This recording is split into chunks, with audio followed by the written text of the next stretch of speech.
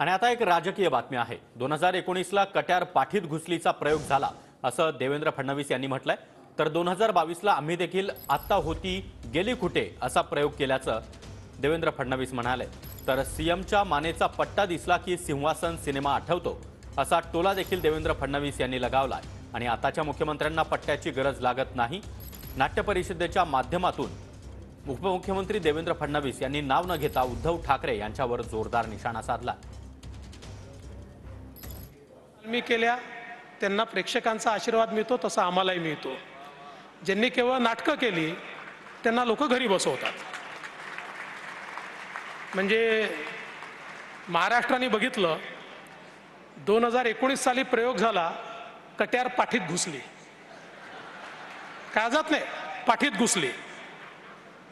आणि मग 2022 साली आम्ही प्रयोग केला, आत्ता होती गेली कुठे।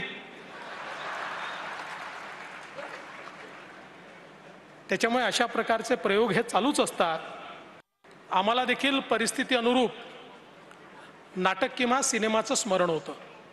जसं मुख्यमंत्र्याच्या मानेला पट्टा दिसला की सिंहासन सिनेमा आम्हाला आठवतो। आताच्या मुख्यमंत्र्यांना पट्ट्याची गरज पडत नाही। मी कुणाबद्दल बोलतो हे सांगण्याची आवश्यकता देखील नाही।